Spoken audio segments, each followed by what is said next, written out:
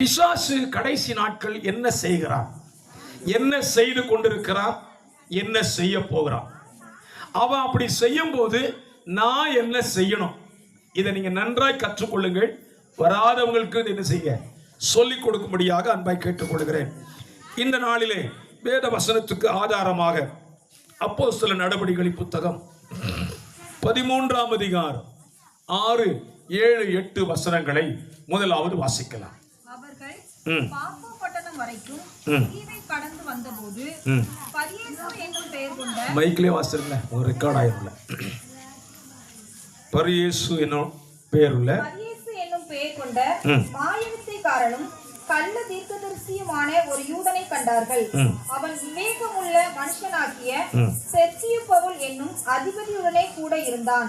அந்த அதிபதி பர்னபாவையும் சவுலையும் அழைப்பித்து அவர்களிடத்தில் தேவ வசனத்தை கேட்க ஆசையா இருந்தான். மாயவித்தைக்காரன் என்று அர்த்தம் கொள்ளும் பெயரையுடைய அந்த எலிமா என்பவன் அதிபதியை விசுவாசத்தினின்று திருப்பும்படி வகை தேடி அவர்களோட எதிர்த்து நின்றான். கவனி, பிசாசு இந்த கடைசி நாட்கள்ல செய்கிற முதல் வேலை, ரட்சிக்கப்படுகிறவர்களை ரட்சிக்கப்படாமல் இருக்கும்படி தடையை உண்டு பண்ணி கொண்டிருக்கிறான். அதை நான் இப்படி புரிந்து கொள்ளும்படி சொல்லுகிறேன். இந்த வேத பகுதியில் பவுல் ஊழியம் செய்ய ஆரம்பிக்கிறான். அவன் பாப்பே பட்டணம் வந்த பொழுது அங்கே செர்கியு பவுல் அப்படிங்கிற ஒரு அதிபதியை பார்க்கிறான். அவன்கிட்ட இயேசுவை பற்றி சொல்லணும்னு பவுலுக்குள்ள ஒரு ஆசை, ஒரு ஏவுதல். ஆகவே அவனை அழைத்து இயேசுவை குறித்தும் இயேசுடைய ரட்சிப்பை குறித்தும் அவனோடு பேச முற்படுகிறான். அப்படி முற்படும் போது அவன் கூட ஒருத்தன் இருக்கிறான். அவன் பேர் என்னது பாருங்க, மாய வித்தைக்காரனாகிய பரியேசு. இவன் இந்த செர்கியு பவுல் கூட இருந்துகிட்டு செர்கியு பவுல் சொல்லுகிற இயேசு கிறிஸ்துவை, பவுல் பிரசங்கிக்கிற ரட்சிப்பை குறித்து ஏற்றுக்கொள்ளாமல் இருக்கும்படி அவர்களை எதிர்த்து நின்றான் என்று வேதம் சொல்லுகிறது. இன்றைக்கும் இந்த சத்திய சுவிசேஷத்தை தேசம் முழுவதும் விதைக்கும்படி பிரயாசப்படுகிற ஒவ்வொரு மனிதனுக்கும் எதிராக பிசாசு என்ன செய்யறான்? தடையை உண்டாகிறான். ஒரு சின்ன உதாரணம் சொல்லுங்க. இங்க யாரையாவது பார்த்து இயேசு நல்லவரையா, இயேசுவை ஏற்றுக்கொள்ளுங்க, இயேசு உங்க பாவத்தை எல்லாம் மன்னிக்கிறார் அப்படின்னு நீங்க ஒருத்தருக்கு சொல்ல தொடங்குங்க. அது வரைக்கும் போன் வராது அவன் போனு, அப்போ போன் அடிக்கும். நம்ம சுவிசேஷம் சொல்ல ஆரம்பிச்ச உடனே போன் கால் வரும். அவர் சொல்லுவாரு, ஐயா ஒரு நிமிஷம் போன் பேசிட்டு வரேன். அந்த போனை அவன் எடுத்துட்டான்னா அதுக்கு பிறகு சுவிசேஷம் அவனுக்கு சொல்லவே முடியாது. ஏன் நம்ம மறுமுனையில பேசுற ஆளு 3/4 மணி நேரம் பேசுவான், சம்பந்தம் இல்லாம பேசிக்கிட்டே இருப்பான். நம்ம பொறுமை இழந்து, சார் இன்னொரு நாள் பார்ப்போம், நம்ம போயிடுவோம். நம்ம நினைக்கிறோம் அவர் ஏதோ பிஸியா பேசுறாரு, போயிருவோம் நினைக்கிறோம். இந்த இடத்துல யார் கிரியை செய்கிறா? சாத்தான் கிரியை செய்கிறான். ஏன்? இவன் சுவிசேஷம் சொல்லிட்டா, அவன் கேட்டு ரட்சிக்கப்பட்டு இயேசுநாதர்கிட்ட போயிட்டா நமக்கு ஒரு ஆளு குறைஞ்சிடும். அதனால சுவிசேஷத்தை கேட்க விடாம என்னெல்லாம் தடை உண்டு பண்ண முடியுமோ அதையெல்லாம் செஞ்சிருவான், தடுத்துருவோம். அல்லேலூயா சொல்லுங்க பாப்போம். கர்த்தர் நல்லவர். இப்போ நம்ம உள்ள வரேன், இது வெளியே. இப்போ நான் உங்க சபை ஊழியர் என்று வைத்துக் கொள்ளுங்கள். கண்டிப்பா வரமாட்டேன், நான் பாளையங்கோட்டை பாஸ்டர். உங்க வீட்டில் எனக்கு ஒரு ஆசை, ஏவுதல் படி சிமியால் சிஸ்டர் வீட்டில் நாளைக்கு வீட்டு கூட்டம்னு சொல்றேன்.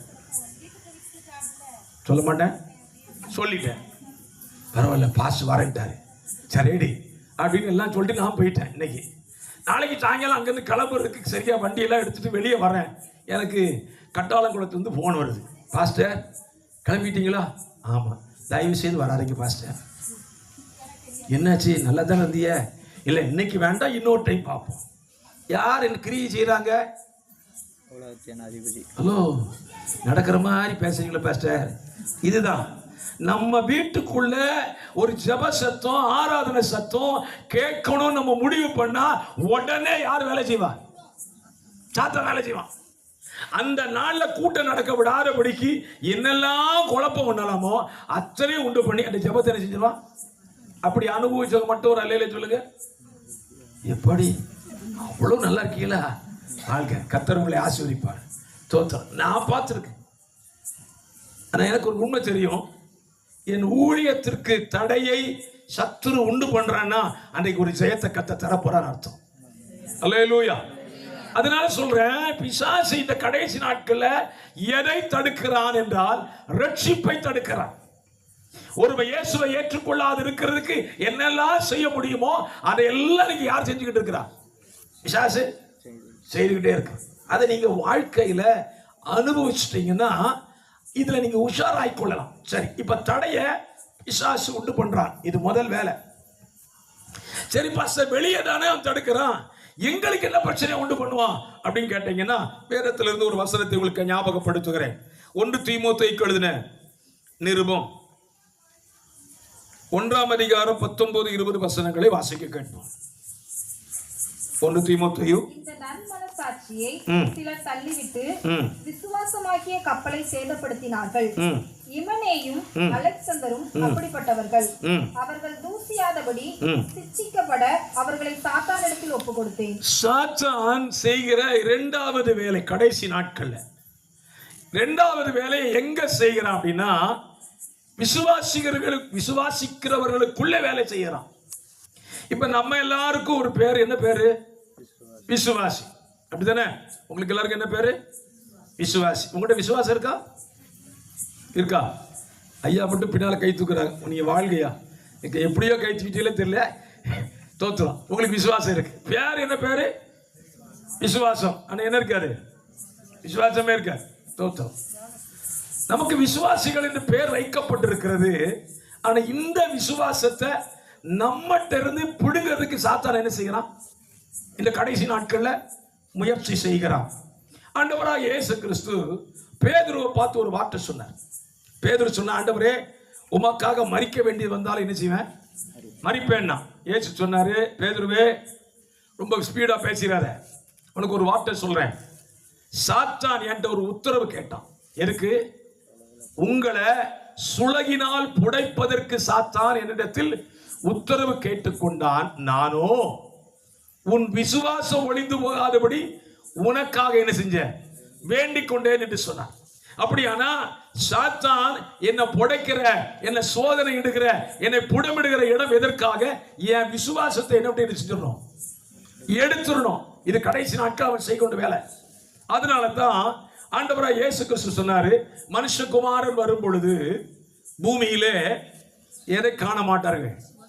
விசுவாசத்தை காண மாட்டார்கள். இன்னைக்கு விசுவாசம் நிறைய பேர்ட்ட என்ன செய்யல? இல்ல. வேத புத்தகத்தில் இருந்து விசுவாசம் இல்லைங்கிறதுல இயேசு எப்படி வருத்தப்பட்டார்? மத்தேயு 8ஆம் அதிகாரம் அதனுடைய 10ஆம் வசனத்தை வாசிக்கலாம். மத்தேயு 8ஆம் அதிகாரம் 10ஆம் வசனம். இதை கேட்டு ஆச்சரியப்பட்டு தமக்கு பின் செல்லுகிறவர்களை நோக்கி, இஸ்ரவேலருக்குள்ளும் நான் இப்படிப்பட்ட விசுவாசத்தை காணவில்லை என்று. ஆண்டவர் எதை காணலன்னு சொன்னாரு? விசுவாசத்தை காணவில்லை என்று மெய்யாகவே உங்களுக்கு சொல்லுகிறேன். அவர் ஆச்சரியப்பட்ட ஒரு காரியம், அவர் எதிர்பார்க்கிற ஒரு வேலை, என் பிள்ளைகள்கிட்ட என்ன இருக்கணும்? விசுவாசம் இருக்கணும். ஆனா என் பிள்ளைகள்கிட்ட இல்லாத ஒரு விசுவாசம் யார்கிட்ட இருக்குது?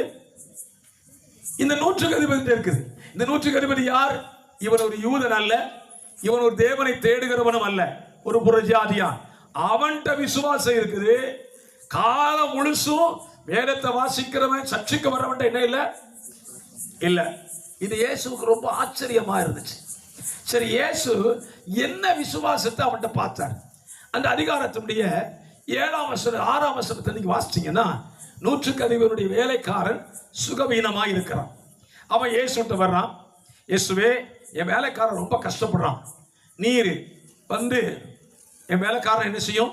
சுகமாக்கணும். இயேசு சொல்ல, நான் வர்றேன்னு சொன்ன உடனே அவன் பதில் சொல்றான், நீர் என் வீட்டுக்கு வர வேண்டாம், அந்த அளவுக்கு நான் ஒரு பெரிய ஆளே இல்லை. என்ன செய்யும்? இருந்த இடத்துல ஒரு வார்த்தை சொல்லும், வேலைக்காரன் தோத்தும். இயேசுக்கு என்ன ஆச்சரியம் தெரியுமா? ஒரு வார்த்தை சொல்லும், என் வேலைக்காரன் அப்படின்னு சொல்லிட்டு சொல்றான். நான் ஒரு நூற்றுக்கு அதிபதி, ஒருவனை போனா போறான், இன்னொருத்தனை வானா வந்துருதான், செய்யினா செஞ்சிருதான். என் வார்த்தைக்கு அவ்வளவு அதிகாரம் இருந்தா வானத்தையும் பூமியை உண்டாக்கின உங்க வார்த்தைக்கு எவ்வளவு வல்லமை இருக்கும். அதனால சொல்றேன், ஒரு வார்த்தை சொல்லுங்க. அல்லேலூயா. சரி, இப்ப இயேசு அந்த 100க்கு அதிபதிக்கு என்ன வார்த்தை சொன்னாரு? கண்டுபிடிச்சு சொல்லுங்க சீக்கிரமா. 100க்கு அதிபதிக்கு சொன்ன வார்த்தை என்ன? அவனுக்கு என்ன வார்த்தை சொன்னப்போ அவன் என்ன விசுவாசித்தான்? ஒரு வார்த்தை சொல்லணும். இயேசு என்ன வார்த்தை சொன்னாரு? இயேசு சொல்லவே இல்லையே, நீங்க புதுசா சொல்லுதியே. நீ விசுவாசித்தபடி உனக்கு ஆக கடவுது. அவன் விசுவாசம் என்ன? ஒரு வார்த்தை. இயேசு சொன்ன வார்த்தை என்ன? இல்ல, ஒரு வார்த்தையும் சொல்லல. என்ன சொல்லியிருக்கணும்? உன் வேலைக்காரன் சொஸ்தமாவான், உன் வேலைக்காரன் பிழைச்சிருவான், உன் வேலைக்காரன் எழுப்பி உட்கார்ந்துருவான். இப்படி சொல்லுமா வேண்டாமா? இயேசு நிறைய இடத்துல ஒரு வார்த்தை சொல்லியிருக்கிறார். எப்பத்தா அப்படின்னாரு, திறக்கப்படுவாயாக, தலித்தாகுமி சிறு பெண்ணே எழுந்திருந்தார். இன்னொருத்தனை பார்த்து சொன்னாரு, உன் கைய நீட்டு அப்படின்னு சொன்னார். இதெல்லாம் ஒரு வார்த்தை தானே. இதே மாதிரி இந்த 100க்கு அதிபதிக்கு என்ன வார்த்தை சொன்னாரு? சொல்லல, ஒரு வார்த்தையும் சொல்லல. அவர் சொன்னது, நீ என்ன விசுவாசித்தையோ அது நடக்கும் போ அப்படின்ட்டார். அவன் எதை நம்பினான் தெரியுமா? அவர் வாயிலிருந்து பிறந்த வார்த்தையை தான் நம்பினான். சுகமாகட்டும் சொல்ற வார்த்தையை நம்பல. அவர் என்ன சொல்லிட்டாரு? நீ எதை நம்பினியோ அது நடக்கும்னு சொல்லிட்டார். அவன் பைபிள் எழுதப்பட்டிருக்கிறது, இயேசு சொன்ன அதே நேரத்துல அவன் வேலைக்காரன் சுகமாயிட்டான். அல்லேலூயா சொல்லுங்க பாப்போம். இப்போ ஆண்டவருடைய எதிர்பார்ப்பு என்ன? இந்த விசுவாசத்தை உங்ககிட்ட இருந்து எடுக்கிறதுக்கு யார் வேலை செய்யறான்? பிசாசு வேலை செய்யறான். நான் கடந்த வருஷம் பேசுறது எனக்கு ஞாபகத்துக்கு வருது. ஒரு சின்ன உதாரணத்தோடு சொன்னா நீங்க புரிஞ்சுக்குவீங்க நினைக்கிறேன். ஸ்தோத்திரம். ஜெப நேரத்துல உங்க சபையின் குருவானவர் ஒரு வார்த்தை சொல்லுகிறார். இப்பொழுது வியாதி உள்ளவர்களுக்காக ஜெபிக்க போகிறேன். வியாதி உள்ளவர்கள் உங்க கைய வியாதி இருக்கிற இடத்துல வைத்துக் கொள்ளுங்கள், ஜெபிக்கும் போது சுகமாகும் சொல்றார். சரிங்களா? நீங்களும் வியாதி உள்ள கையெடுத்து கை வச்சு ஜெபம் பண்ணுங்க. ஆண்டவரே என் தலைவலியை மாற்றும், என்னுடைய கைவலியை மாற்றும் சொல்லி ஜெபம் பண்றீங்க. அவரும் வல்லமையா ஜெபம் பண்ணிட்டார். இப்போ கேள்வி, ஜெபம் பண்ணி முடிச்ச உடனே வியாதி என்ன செஞ்சிருக்கணும்? ஆயிக்கணுமா வேண்டாமா? ஆயிச்சா? ஆயிச்சா? ஆகாது. ஏன் தெரியுமா? ஜெபம் பண்ணி முடிச்ச உடனே நாம சொல்லுவோம், எனக்கு அப்பவே தெரியும் இந்த வலி போகாதுன்னு தெரியும் பாஸ்டர். பிறகு எதுக்கு ஜெபம் பண்ணிய? போகாதுன்னு தெரியும்ல.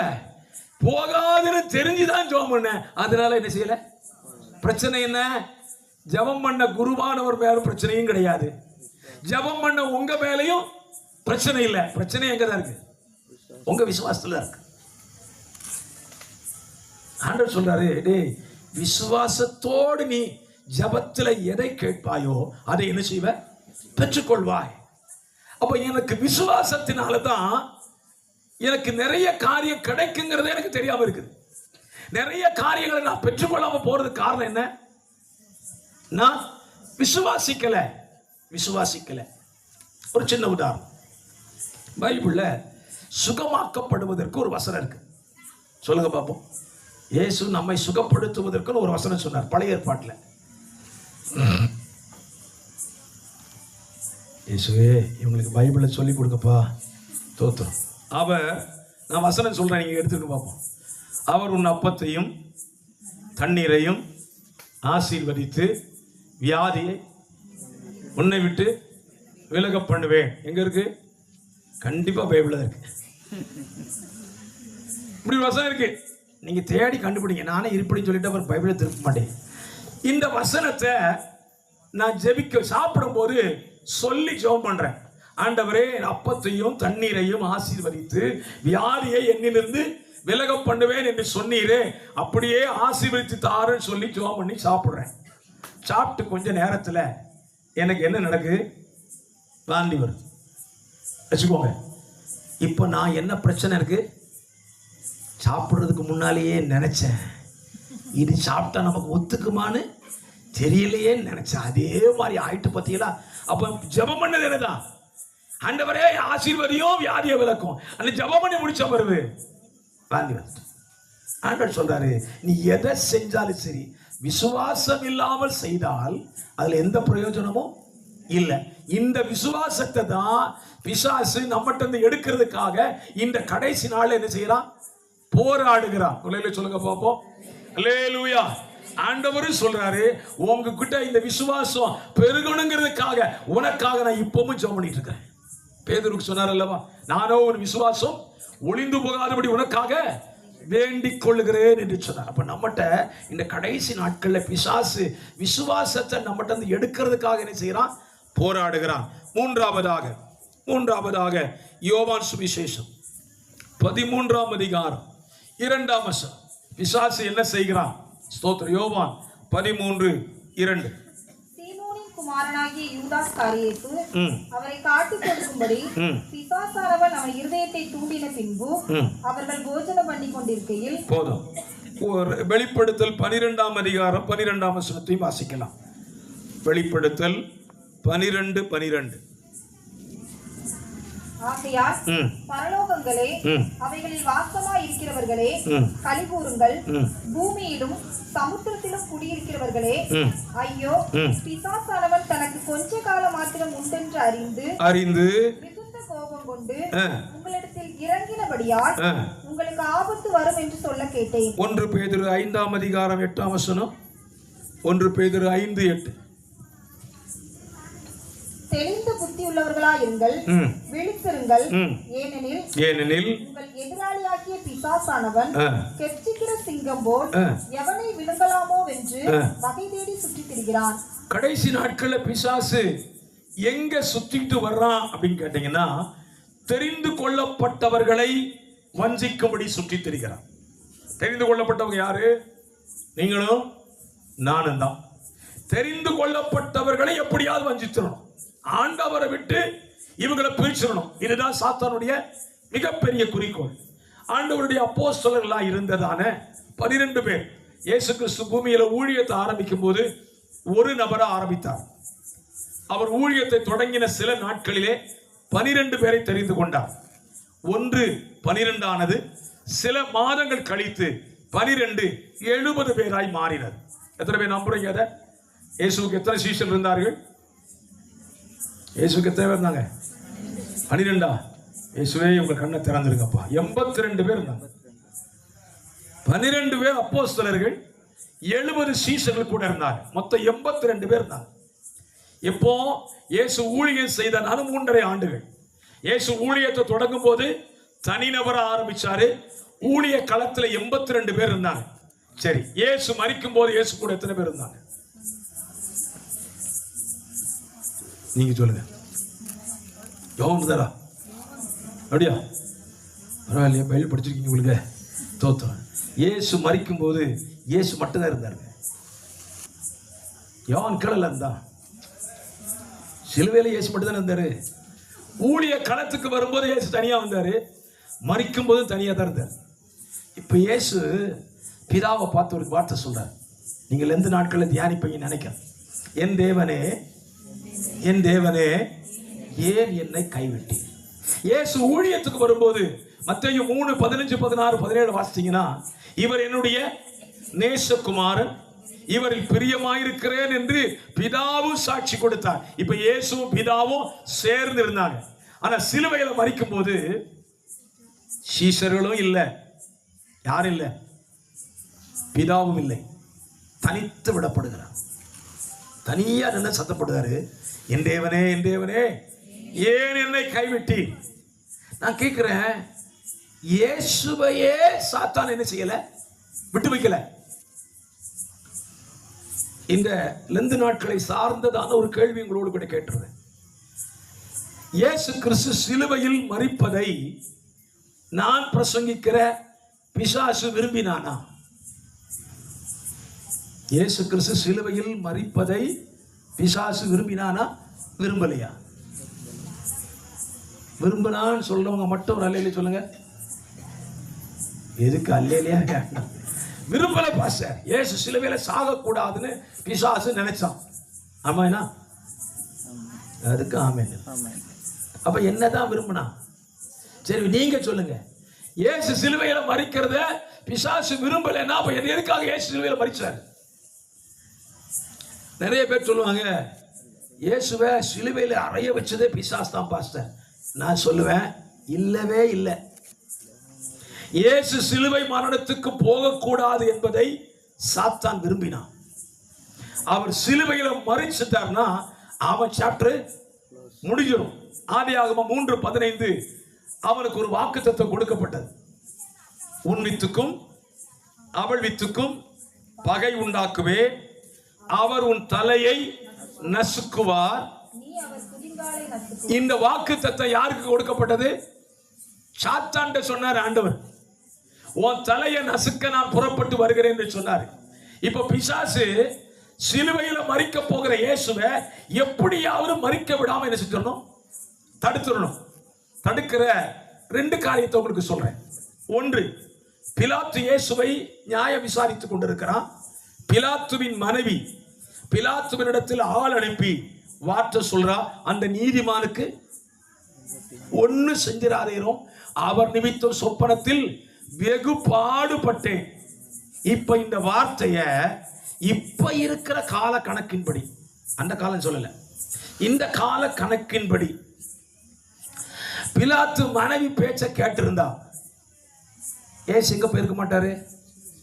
சிலுவைக்கு போயிருக்க மாட்டார். இந்த காலம் அப்படித்தானே இருக்குது. அம்மா சொன்னா ஐயா தட்டவே மாட்டாங்க. என்ன உங்களுக்கு சத்தத்தை காணும்? அப்படிதான் இருக்கிய தோத்திரம் போட்ட கோடை தாண்டக்கூடாதியா சொல்லிவிட்டேன். சாயங்காலம் கூட்டமா அதெல்லாம் போகக்கூடாது. சரி சரிம்மா வீட்டில் இருக்க. அப்படிதான் நிறைய பேர் காணும் இன்னைக்கு. தோத்திரம். இந்த காலத்தை போல அந்த காலம் இருந்துச்சுன்னா பிலாத்து என்ன செஞ்சிருப்பான்? அம்மா சொன்னதை ஐயா கேட்டு இயேசுவை சிலுவையில் அறையாம தடுத்திருப்பான். நான் சொல்லட்டா, அந்த அம்மாவை தூண்டி விட்டதே யாருதான்? சாத்தான் தான். ஏன்னா இயேசு சிலுவைக்கு போயிடக்கூடாது, போயிட்டா என் தலைய நசிக்கிருவார்னு சொல்லிட்டு அந்த அம்மாவுக்கு ஒரு சொப்பனத்தையும் கொடுத்து அந்த அம்மாவை பிலாத்துட்டு அனுப்பி வைக்கான். பிலாத்து சொல்றான், அம்மா அங்க வீட்டுக்கு போ, ராஜ்யம் எனக்கு உள்ளது, ஆளுகை என் மேல இருக்குது, நான் எடுக்கிற முடிவு தான் முடிவுன்னு சொல்லி இயேசுவை சிலுவையில் அறைய ஒப்பு கொடுத்தான். எங்க பிசாசு என்ன செஞ்சா? தோத்தான். சரி, அடுத்த கட்டம். இயேசு சிலுவையில தொங்குறார். பக்கத்துல ஒரு கள்ளன் இருக்கான். அவனுக்கு ஒரு ஆசை, ஆண்டவரை நீர் கிறிஸ்துவானார் நீரும் சிலுவையிலிருந்து இறங்கும், என்னையும் இறக்கி விட்டுரும். இந்த நேரத்தில் இயேசு கொஞ்சம் அவசரப்பட்டு, என்ன பார்த்தா இந்த கேள்வி கேட்டுட்ட, இந்த பாரு கீழே இறங்குறேன்னு இயேசு இறங்கி இருந்தார்னா எனக்கு என்ன கிடையாது? பாவ மன்னிப்பு கிடையாது, சாத்தானுடைய தலையும் நசுக்கப்பட்டிருக்காது. இந்த 2 இடத்துலையும் இயேசு பிசாசை கண்டுபிடித்து அவனை ஜெயிச்சிட்டார். அல்லேலூயா சொல்லுங்க பாப்போம். தெரிந்து கொள்ளப்பட்டவர்களையே வஞ்சிக்கக்கூடிய காலத்தில் நாம் வாழ்ந்து கொண்டிருக்கிறோம்.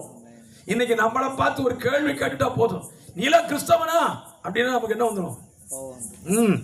பாரு நான் கிறிஸ்தவனா இல்லையான்னு பார்ப்போம். இல்ல, அந்த இடத்துல சாத்தான் நிற்கிறான். நம்மை சோதிக்க, நம்மை பாவத்தில் விழப்பண்ண சத்துரு என்ன செய்யறான்? ஆசையா நிற்கிறான். ஆகையினால இந்த கடைசி நாட்கள்ல உங்களுக்கு தந்த விசுவாசத்தை பத்திரமா என்ன செஞ்சுக்கோங்க, காத்துக்கொள்ளுங்கள். இயேசு தன்னுடைய விசுவாசத்தை காத்துக்கிட்டாரு. பிசாசு சொல்ற வார்த்தை என்ன செய்யல? செவி கொடுக்கவே இல்லை. அப்ப தெரிந்து கொள்ளப்பட்டவர்களை என்ன செய்வாங்க? வஞ்சிப்பான். 4வதாக, இது நான் பொதுவா உங்களுக்கு சொல்ல விரும்புகிறேன். தேவ பிள்ளைகளையே தேவ பிள்ளைகளுக்கு விரோதமாக எழுப்புவான் பிசாசு. கடைசி நாட்கள் என்ன செய்வான்? ஆண்டவர் பிள்ளைகளையே ஆண்டவருடைய பிள்ளைகளுக்கு விரோதமா எழுப்பி விடுவான். இதை நான் இங்க நம்முடைய உலக வாழ்க்கையிலே பார்க்கலாம். உலக வாழ்க்கையிலே பார்க்கலாம். ஸ்தோத்திரம். நாம் விசுவாசிக்கிற நம்முடைய இரட்சகர் பிதா, குமாரன், அப்படிதானே? விசுவாசிக்கிறீங்களா? ஸ்தோத்திரம். இப்போ சாத்தான் எங்க கிளம்பியிருக்கான் தெரியுமா? இந்த பிதா, குமாரன், பரிசுத்தாவிக்குள்ளே வந்துட்டான். வந்துட்டானா இல்லையா? வந்திருக்கானு தெரியல, உங்க ஊர்ல இருக்காங்களான்னு தெரியல. என் சத்தத்தை கேட்டீங்கன்னா மனம் திரும்பிங்க. இப்போ இந்த கிறிஸ்தவத்துக்குள்ளே ஒரு கூட்டம் இருக்குது. என்ன கூட்டம்? இயேசுவின் நாமம், ஒன்லி ஜீசஸ். இவங்க எங்க தான் இருக்காங்க? நம்ம கூட தான் இருக்காங்க. இன்னொரு கூட்டம் இருக்குது, யெகோவா. நீங்க எல்லாம் கேள்விப்படவே போடுங்க, பாக்கியசாலி. யெகோவா விட்னஸ். இவங்க ஒரு ஆள் இருக்காங்க. தோத்திரம். இந்த ரெண்டு கூட்டமும் யாரு தான்? கிறிஸ்தவ கூட்டம் தான். ஆனா வேதம் சொல்லுகிறது தேவ பிள்ளைகளை கெடுக்கும்படியாக தேவ பிள்ளைகளையே சாத்தானை செஞ்சிருக்காங்க, தூண்டி விட்டுருக்கான். தோத்திரம். அப்படின்னா பாஸ்டர் இயேசுவின் நாமத்தை சொல்லிட்டு வர்றவங்களை வீட்டில் ஏத்தலாமா? பைபிளே சொல்லுது ஏத்தாதுன்னு. பிதாவையும் குமாரனையும் மறுதலிக்கிறவன் அந்தி கிறிஸ்து. 1 யோவானுக்கு எழுதின நிருபம் 2ஆம் அதிகாரம். 1 யோவானுக்கு எழுதின நிருபம் 2ஆம் அதிகாரம். அதனுடைய ஸ்தோத்திரம் ஸ்தோத்திரம் கத்த நல்லவன். 22ஆம் வசனத்தை வாசிங்க. இயேசுவை கிறிஸ்து அல்ல என்று, இயேசுவை கிறிஸ்து அல்ல என்றும் மறுதலிக்கிறவனை அல்லாமல் வேற யார் பொய்யன்? பிதாவையும் குமாரனையும் மறுதலிக்கிறவன் அந்தி கிறிஸ்து. பிதா இல்ல யெகோவாதான் தெய்வம் அப்படின்னு சொன்னா அவன் யார் ஆளு? அந்தி கிறிஸ்துவினாய். இப்போ தேவ பிள்ளைகளுக்கு விரோதமா எழுப்பி விட்டுட்டானா? இன்னைக்கு உலகத்துல வேகமா பரவிட்டு இருக்குது. ஸ்தோத்திரம். இப்ப நான் ஒரு கேள்வி கூட கேட்கிறேன். இயேசு என்றால் என்ன? பைபிள்ல சொல்லப்படுற இயேசுனா பாவிகளின் ரட்சகர், சரிதானே? கிறிஸ்துனா இயேசுனா பாவிகளின் ரட்சகர், கிறிஸ்துனா என்ன? இயேசுவே மேல இருந்து அவர் கேட்கிறார், கிறிஸ்துன்னு தெரியாம இயேசு கிறிஸ்து சொல்லிட்டே இருக்காங்கப்பா, சொல்லி கொடுங்க.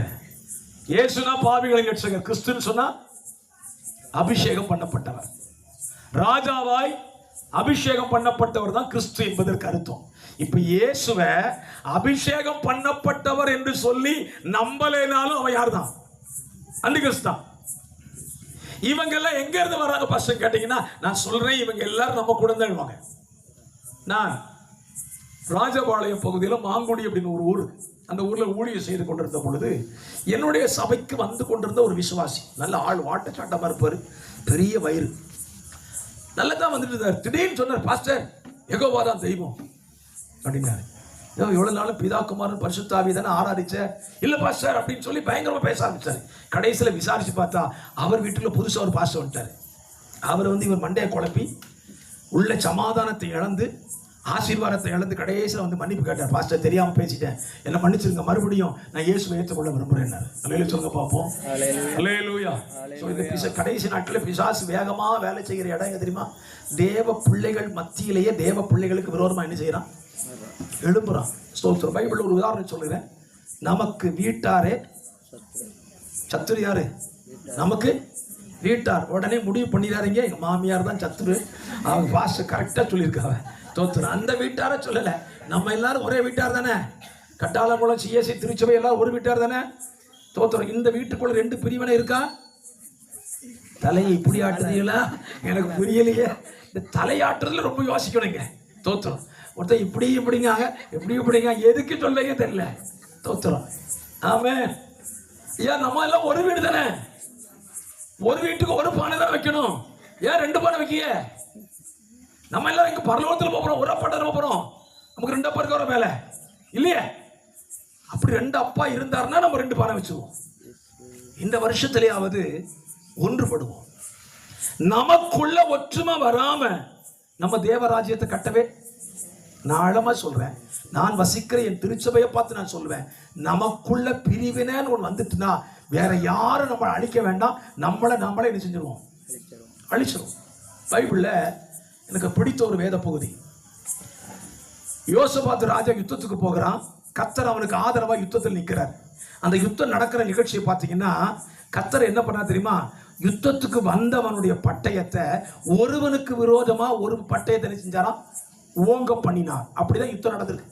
2 நாளாகவும் 20ஆம் அதிகாரம் வீட்டிலே படிச்சுக்கோம். சண்டைக்கு வந்தவன் யூதர்களை அழிக்க வந்திருக்கிறான். கர்த்தர் ராத்திரியோட ராத்திரி என்ன செஞ்சாரு? இப்ப நானும் ஐயாவும் சேர்ந்து உங்களை அடிக்க வந்திருக்கோம்னு வச்சுக்கோங்களேன். அடிக்க வரமாட்டோம், வந்திருக்கோம் வச்சுக்கோங்களேன். ராத்திரியே ஆண்டவர் எங்க மூளையை கலப்பி நாங்க 2 பேரும் ஒருத்தருக்கு ஒருத்தர் என்ன செஞ்சுக்கிட்டோம்? அடிச்சு செத்துட்டோம். நீங்க காலையில பாக்கீங்க, அப்பாடி பிரசங்கியார் க்ளோஸ், கூட அவர் க்ளோஸ், வெரி குட், அடுத்த வருஷம் புது பிரசங்கியார் வருவார். ஆமேனா? நம்ம வீட்டுக்குள்ள இது நடந்துச்சுன்னா சத்துரு ஜெயிச்சிருவான். ஆண்டவர் சொல்றாரு, வேண்டாம், உங்களுக்குள்ளே நீங்கள் சத்துருக்களாக என்ன செய்யாதீங்க, மாறாதீங்க. அப்படின்னா பாஸ்டர், எப்படி பாஸ்டர் வீட்டுக்குள்ள பிரச்சனை வருமா வராதா? நான் கடந்த நாட்களினுடைய திருச்சபையில சொன்ன ஒரு வார்த்தையை சொல்ல வரேன். கண்டிப்பா சொல்றேன், குடும்பம், சபை, வீடுன்னு இருந்தா கண்டிப்பா என்ன வரும்? பிரச்சனை வரும். வரலன்னு யாராவது சொன்னீங்கன்னா அவன் துருபதேசத்துக்காரன். வரும், ஏற்றத்தாழ்வுகள் வரும். ஆனால் ஒன்று காரியம் சொல்றேன், என்ன ஏற்றத்தாழ்வு வந்தாலும் எதை விட்டு வெளியே போக கூடாது. சத்தமா சொல்லுங்க, சொல்லவே மாட்டேங்க. வீட்டை விட்டு வெளியே போயிடாதீங்க. அந்த ஒரு சகோதரிக்கு இந்த கேள்வி சொன்னேன். எங்களிடத்துல பிரச்சனை செய்து விட்டு எம்காம் முடித்தவர்கள், அவங்க எம்காம் முடிச்சுட்டு கிளாஸ் டீச்சராக இருக்காங்க. என்கிட்ட பயங்கர பிரச்சனை, சபைக்கு வர மாட்டேன்ட்டாங்க. கன்னியாகுமரி மாவட்டத்தில் நடந்த ஒரு சம்பவம். நான் அடுத்த நாள் அவர்கள் வீட்டுக்கு போனேன். சிஸ்டர், ஒரு சின்ன உதாரணம் சொல்கிறேன், கேட்பீங்களா அப்படின்னு. சொல்லுங்க அப்படி கொஞ்சம் வேகமாக சொன்னிச்சு. பரவாயில்லையா, ரொம்ப ஸ்பீடாக தான் இருக்கேன்னு சொல்லிட்டு நான் சொன்னேன், உங்கள் வீட்டையாவுக்கு உங்களுக்கு சண்டை வருமா வராதான்னு கேட்டேன். அது ஏன் டெய்லி தான் வருது? சரி, நேற்றைக்கு சண்டை போட்டியில்ல, சண்டை போட்டிய ராத்திரி சோறு வீட்டையாக்க வச்சு கொடுத்தீங்களா? அம்மா சோறு கொடுக்கல, இன்னும் அடிச்சு போடுவார்ல. சரி, சோறு கொடுத்தீல்ல. சரி, படுக்க போகும்போது வீட்டையா கூட சேர்ந்து படுத்து தூங்குனிய? ஆமா, என் வீட்டையா கூட பிள்ளையோட தூங்கினேன். சண்டை போட்டு இல்லை, ஏன் தூங்குனிய? சண்டை போட்டுட்டு அந்த வேகத்தில் என்ன செஞ்சிருக்கணும்? அம்மா வீட்டுக்கு பொட்டியை தூக்கிட்டு போயிருக்கணும். உங்க கூட நீ வாழ முடியாதே, வேற ஆளை பார்த்துக்கொண்டு போயிருங்களா? அது எப்படி பஸ் போக முடியும்? வீட்டுக்குள்ள சண்டை நடந்தா அதே வீட்டம்மா கூட, அதே வீட்டையா கூட 40 வருஷம் 50 வருஷம் ஆனாலும் என்ன செய்யறோம்? வாழ்றோம்ல. வேற ஏன் சபைக்குள்ள வாழ முடியல? ஏற்றத்தாழ்வு வந்த உடனே பாஸ்டர் உங்களுக்கு எனக்கு ஒத்து வராது, பாய், போயிட்டு வரேன். நான் சொல்றேன், அன்பா சொல்றேன், நமக்கு வீட்டுக்குள்ள நம்ம சத்துருவா மாறவே கூடாது. கரம் உயர்த்தி சொல்லிருங்க பார்ப்போம். இந்த வருஷம் கடைசியில இந்த லெந்து காலத்திலேயாவது ஒப்பு கொடுப்போம். ஆண்டவரே, இனிமேல் எங்க வீட்டுக்குள்ள என்ன வராது? சண்டை வராதுன்னு சொல்லாதீங்க, பிரிவினையே வராது. அல்லேலூயா சொல்லுங்க பார்ப்போம். ஏனென்றால் சத்துரு என்ன நினைக்கிறான்? நம்மளை பிரிச்சாச்சுன்னா அவன் ஜெயிக்கிறது உறுதி. நம்ம தான் ஒரு சின்ன வயசுல ஒரு 1ஆம் கிளாஸ் பாடத்தை கேட்டுப்போம் நினைக்கிறேன். இப்ப இருக்கான்னு தெரியல. 5 மாடு ஒன்னா மேய்ஞ்சுது. ஒரு சிங்கம் வந்துச்சு. சிங்கம் வந்து ஒரு மாடை கூட என்ன செய்யல, கொல்ல முடியல. கடைசி சிங்கம் தந்திரம் பண்ணிச்சு. ஒவ்வொரு மாட்டு காதலையும் போய் என்ன செஞ்சது, அந்த மாடை பத்தி இந்த மாடுகிட்ட தப்பா சொல்லி கொடுத்தது. தப்பா சொல்லி கொடுத்தோன்னே 5 மாடு ஒண்ணு கொண்டு என்ன செஞ்சுட்டு முறைச்சு தனியா மேய ஆரம்பிச்சது. யார் சாப்பிட்டா? நல்ல கதை தெரியும். இதுதான் இன்னைக்கு சாத்தான் செஞ்சுக்கிட்டு இருக்கிறான். நம்ம ஒன்னா நின்றுட்டா தேவராஜ்யத்தை கட்டிடலாம். நம்ம பிரிஞ்சிட்டா சீக்கிரமா சாத்தான் ஜெயிச்சிடலாம். ஸோ இந்த கடைசி நாட்கள்ல பிசாசு என்ன செய்கிறான் அப்படின்னா, நான் மேலே சொன்ன காரியங்களை நீங்க ஜெயிச்சிட்டாலும் கடைசி இடத்துல நமக்கு நாமே விரோதிகளாக மாறிவிடவே கூடாது. அல்லேலூயா சொல்லுங்க பார்ப்போம். அல்லேலூயா. ஸோ ஒரு சின்ன உதாரணம் சொல்லுங்க. வேதத்துல இருந்து இயேசுவை காட்டி கொடுத்தது யாரு?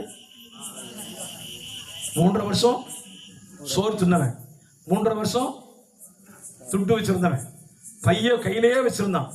அவன் தான் இயேசுவை காட்டி கொடுத்தான். பிசாசு வேற யாரையும் கையில் எடுக்கலைங்க. புரிந்து கொள்ளுங்க. கடைசி நாட்கள்ல சத்துரு யாரை கையில் எடுக்கிறான்னு தெரியுமா? என்ன கூட சாத்தான் கையில் எடுத்துலாம்.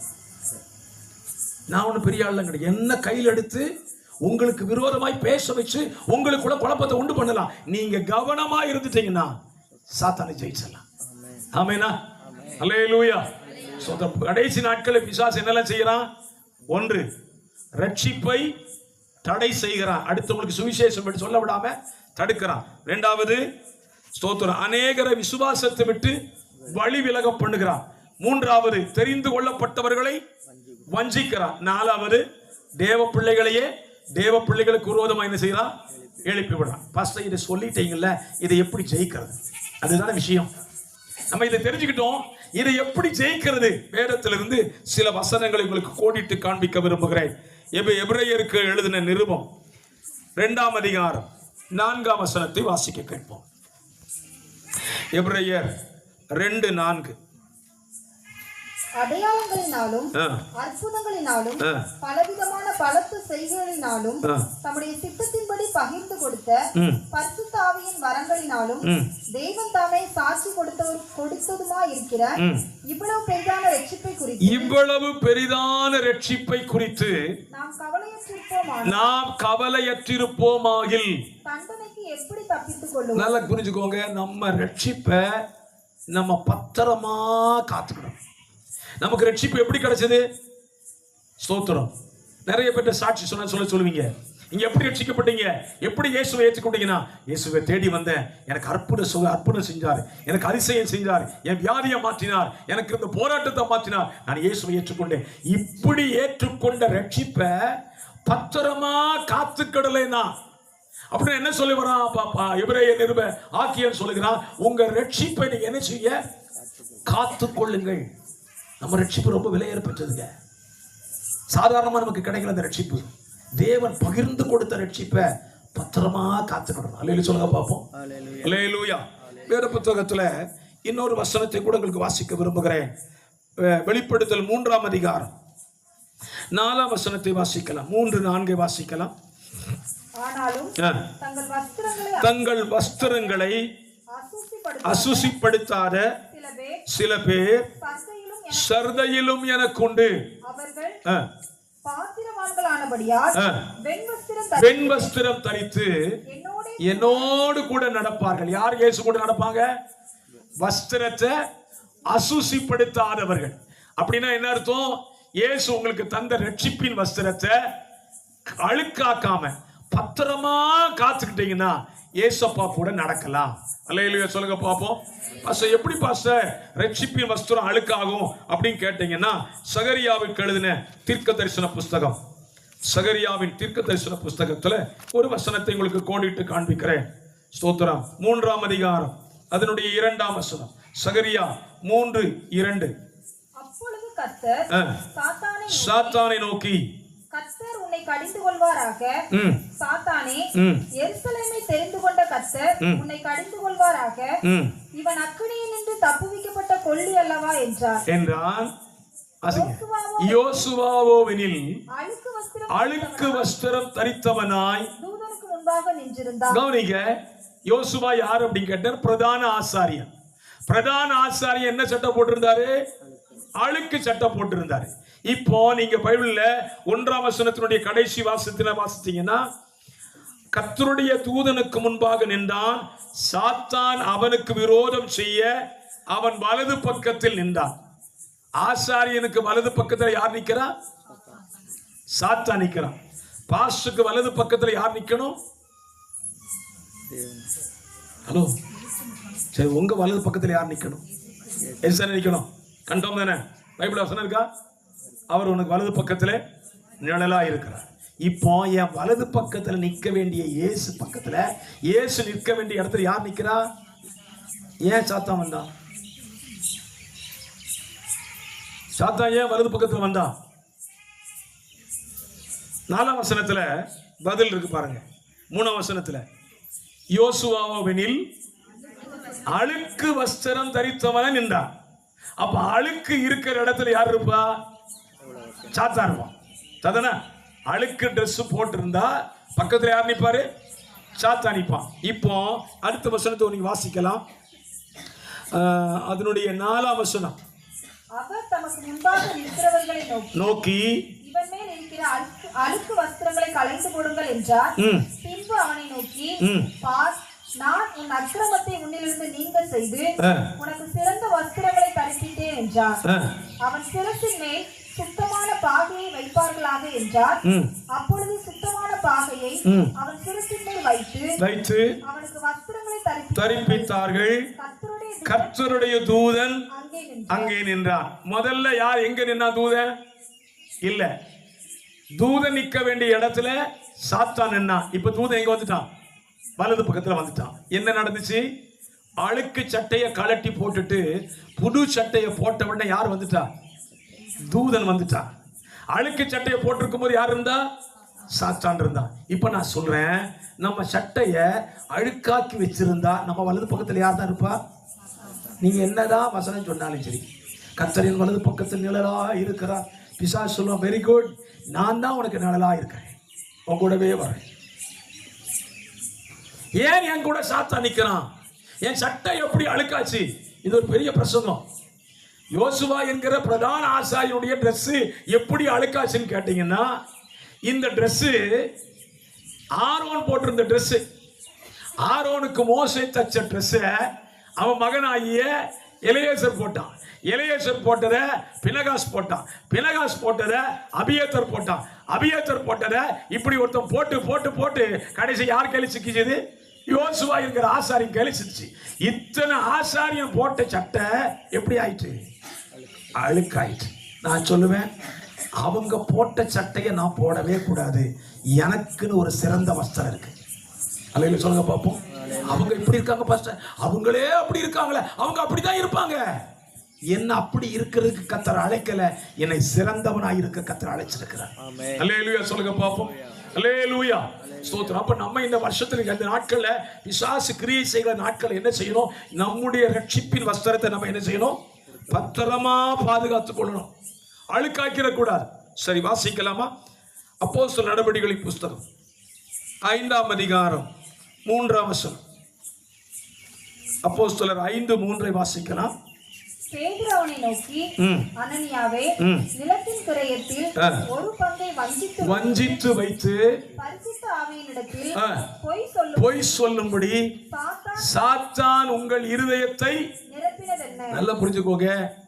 கடைசி நாட்கள பிசாசு செய்கிற வேலையில பிரதானமான வேலை நம்ம இருதயத்தை வஞ்சிக்க வைத்து விடுவான்.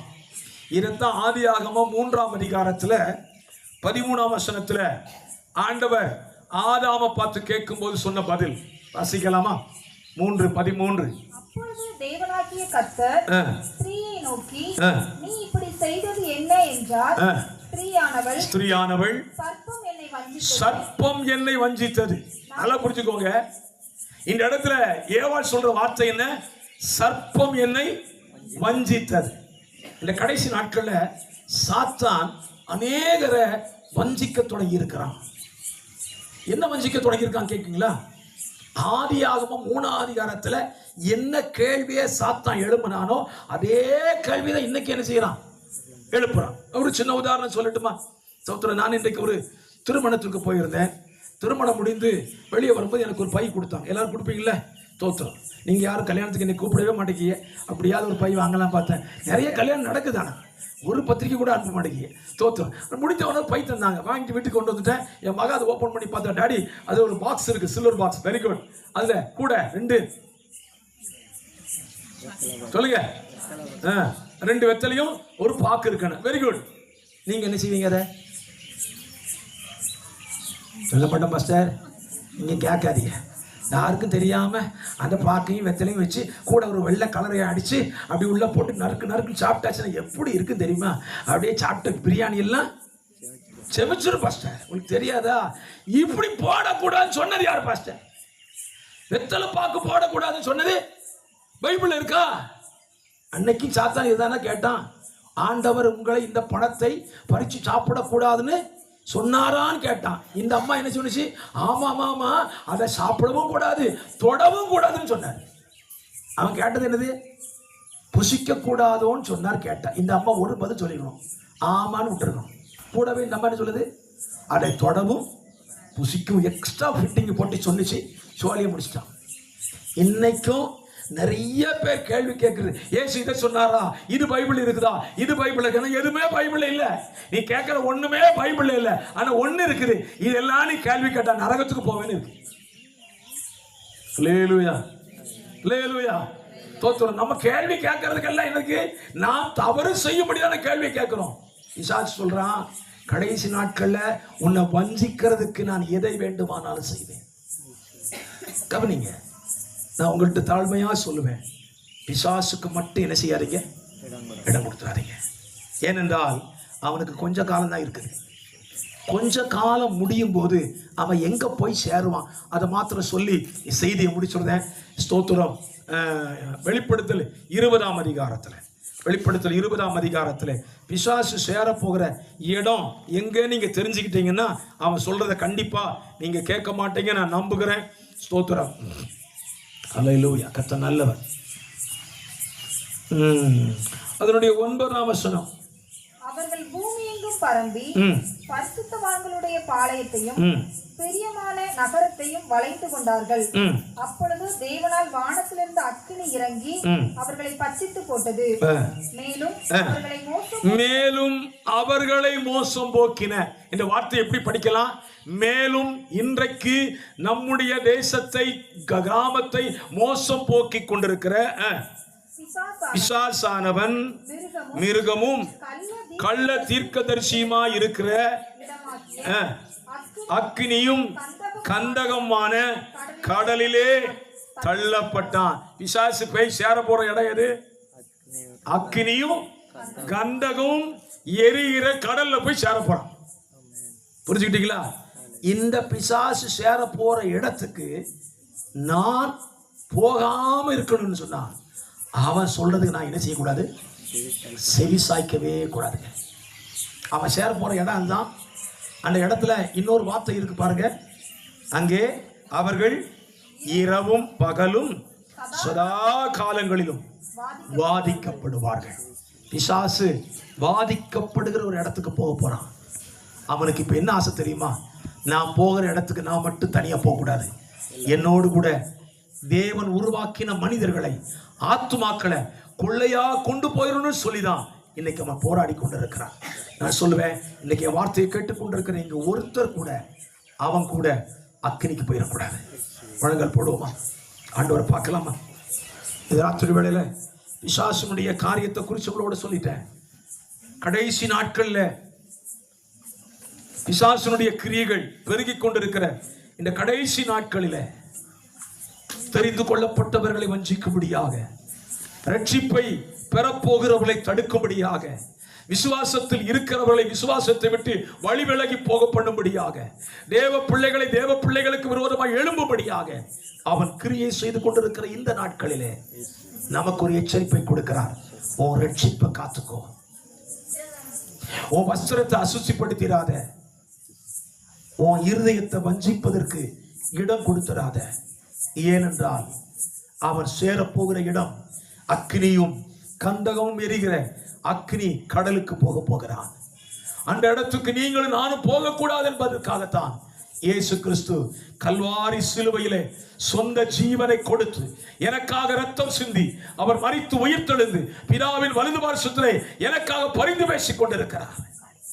இந்த அன்புள்ள தெய்வத்தை அறிந்து கொண்ட ஒருவர் கூட சாத்தானுக்கு இடம் கொடுத்து சாத்தானால் வஞ்சிக்கப்பட்டு அவன் போய் சேரப்போகிற அக்கினி கடலிலே சென்று சேர்ந்து விடக்கூடாது. வார்த்தையை கேட்கிற அருமையான என்னுடைய தேவ பிள்ளைகளே, இந்த தெருவில் வசிக்கிற அருமையான பிள்ளைகளே, இந்த பூமியிலே வாழும் பொழுது பல கஷ்டங்களை சந்திக்கிறீர்கள். உங்கள் கஷ்டமெல்லாம் மறைந்து போகிற ஒரு நித்திய இடம் இருக்கிறது. அது பரலோக ராஜ்யம். அந்த பரலோக ராஜ்யத்துக்கு சென்று சேரக்கூடிய ஒரே ஒரு வழி என் அருமை ரட்சகர் இயேசு கிறிஸ்து மாத்திரமே. அவரை நீங்க ஏற்றுக்கொண்டா இந்த பூமியின் கஷ்டங்களை மறந்து நித்திய காலமாய் இயேசுவோடு கூட வாழக்கூடிய ஒரு நல்ல பாக்கியம் காத்திருக்கிறது. இந்த சத்தத்தை வேண்டாம் என்று சொன்னால், இந்த அன்பின் சுவிசேஷங்களுக்கு தேவையில்லை என்று சொன்னால், பிசாசுக்காக ஆயத்தம் பண்ணப்பட்டிருக்கிற அக்னியான ஒரு இடம் இருக்கிறது. அங்கே போகாமல் இருக்க வழியே இல்லை. ஆகவே தாழ்மையாய் உங்களை கேட்டுக்கொள்கிறேன், இந்த சத்திய சுவிசேஷத்திற்கு உங்க செவியை சாயுங்கள். இந்த வசனத்தை ஏற்றுக்கொள்ளுங்கள். இந்த பூமியிலே இயேசுவின் பிள்ளைகளாய் மாறி இயேசுவுக்காக வாழ உங்க வாழ்க்கையை ஒப்புக் கொடுங்க. உங்க வாழ்க்கையில சமாதானம் கிடைக்கும், உங்க வாழ்க்கையில நிம்மதி கிடைக்கும். இந்த பூமியில மட்டும் இல்லைங்க, மறுமையில நல்ல ஒரு வாழ்க்கை இயேசு தருவார். ஜெபிக்கலாமா? பரிசுத்தமுள்ள நல்ல பிதாவே, இந்த நல்ல இரவுகளில உங்க பிள்ளைகளோடு இந்த சத்தியத்தை சொல்ல கிருபை தந்தீங்களே, நம்முடைய வார்த்தையை சொல்ல பாத்திரமாய் பயன்படுத்தி நம்முடைய அன்புக்காக நன்றி சொல்லுகிறேன். வார்த்தையை கேட்ட பிள்ளைகளுக்கு இந்த வார்த்தை நன்மையாய் ஆசீர்வாதமாய் மாறட்டும் என்று சொல்லி ஜெபிக்கிறேன். தொடர்ந்து உடைய நாம மகிமைப்படட்டும். இயேசு ரட்சகர் நாமத்தில் ஜெபிக்கிறேன் நல்ல பிதாவே. ஆமென், ஆமென். God bless you. கர்த்தர் உங்களை ஆசீர்வதிப்பாராக.